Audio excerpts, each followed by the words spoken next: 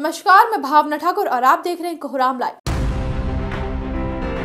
CM Hemant Soren ने कहा कि गोला को डिग्री कॉलेज का तोहफा जल्द मिलेगा। इसके लिए आपकी सरकार ने स्वीकृति दे दी है। कॉलेज निर्माण के लिए आने वाले दिनों में आधारशिला रखी जाएगी। रामगढ़ में आवागमन को बेहतर करने के उद्देश्य से 250 करोड़ रुपए की लागत से 400 किलोमीटर ग्रामीण सड़क एवं 250 किलोमीटर उच्च स्तरीय सड़क बनाई जा रही है। मौका था रामगढ़ के गोला में आयोजित आपकी योजना आपकी सरकार आपके द्वार कार्यक्रम का। मौके पर सीएम ने 5 अरब 61 करोड़ 73 लाख रुपए की योजनाओं का शिलान्यास और उद्घाटन कर परिसंपत्तियां बांटी।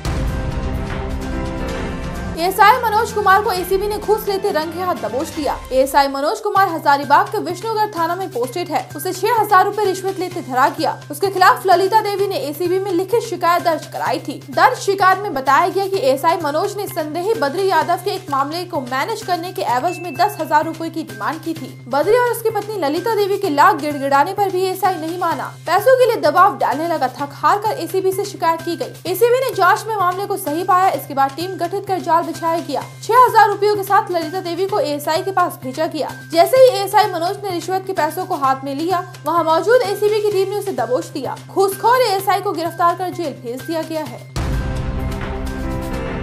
मिस्ड कॉल के जरिए हुई दोस्ती के बाद दिनेश मिर्धा और बेवा महिला बेहद करीब आ गए। दोनों के बीच देह से देह का रिश्ता भी बन गया। जब दिनेश को शादी करने को कहा गया तो वो साफ मुकर गया। तब बेवा ने थाना में शिकायत दर्ज कराई और दिनेश को गिरफ्तार कर जेल भेज दिया गया। कुछ दिन पहले ही दिनेश जमानत पर जेल से निकला और फिर से महिला से मिला और बोला केस वापस ले लो, वह उससे शादी कर लेगा। बेवा फिर से उसके झांसे में आ गई। दोनों के बीच फिर से शारीरिक संबंध बना। शादी करने की बात पर दिनेश फिर मुकर गया। महिला ने दुमका के शिकारीपाड़ा थाना में शिकायत दर्ज कराई। संदेही दिनेश मिर्धा को दोबारा गिरफ्तार कर लिया गया। पीड़िता का मेडिकल टेस्ट होगा और दोनों केस साथ साथ चलेंगे।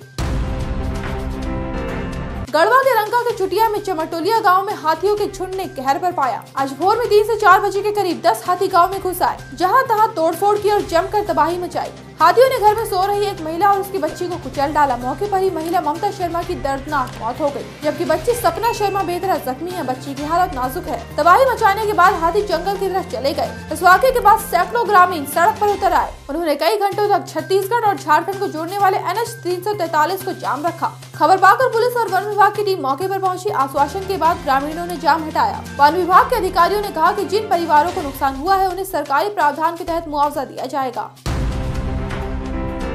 मोटिवेशनल स्पीकर विवेक बिंद्रा पर एफआईआर होने के बाद सोशल मीडिया पर खबरें खूब वायरल हो रही है। वायरल खबर में कहा गया है कि विवेक बिंद्रा पर उनकी नव विवाहिता पत्नी यानिका के भाई वैभव क्वात्रा ने केस दर्ज कराया है। ये केस 14 दिसंबर को नोएडा के सेक्टर 126 थाने में दर्ज किया गया है। दर्ज एफआईआर में दावा किया गया कि बीते 6 दिसंबर को विवेक और यानिका की शादी के अगले ही दिन कांड हो गया। इल्जाम है कि घर में हो रहे कलह में बीच बचाव करने गई यानिका को बेतरह मारा पीटा गया। उसकी हालत इस तरह हो गई कि उसे हॉस्पिटल में भर्ती होना पड़ा। हालांकि यह खबर वायरल होने के बाद विवेक बिंद्रा का पक्ष सामने नहीं आया है। वैसे इस वायरल खबर की कोहरामलाइव.com पुष्टि नहीं करता।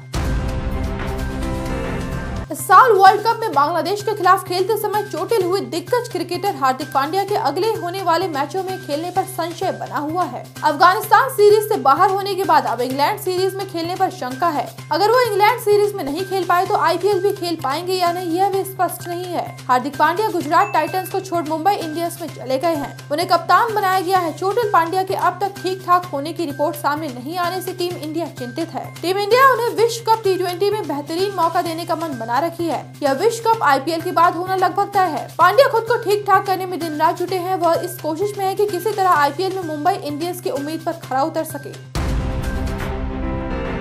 एयर इंडिया का पहला चौड़े आकार का A350-900 विमान शनिवार को भारत पहुंचा। दिल्ली एयरपोर्ट पर एयर इंडिया के लोगों ने इसका जोरदार स्वागत किया। इस विमान ने यूरोप की प्रमुख विमानन कंपनी एयरबस की फ्रांस स्थित टूलूज इकाई से उड़ान भरकर दिन के 1:45 बजे इंदिरा गांधी हवाई अड्डे पर लैंड किया। इस तरह टाटा समूह के स्वामित्व वाली एयर इंडिया अपने बेड़े में इस तरह का विमान रखने वाली भारत की पहली विमानन कंपनी बन गई है। एयरलाइंस ने कहा कि यह विमान एयर इंडिया के 20 एयरबस A350-900 में से पहला है। अगले साल मार्च तक 5 विमान एयर इंडिया को उपलब्ध करा दिए जाएंगे। ऐसे ही दिन भर की बड़ी खबरों के लिए जुड़े रहिए कोहरामलाइव.com के साथ।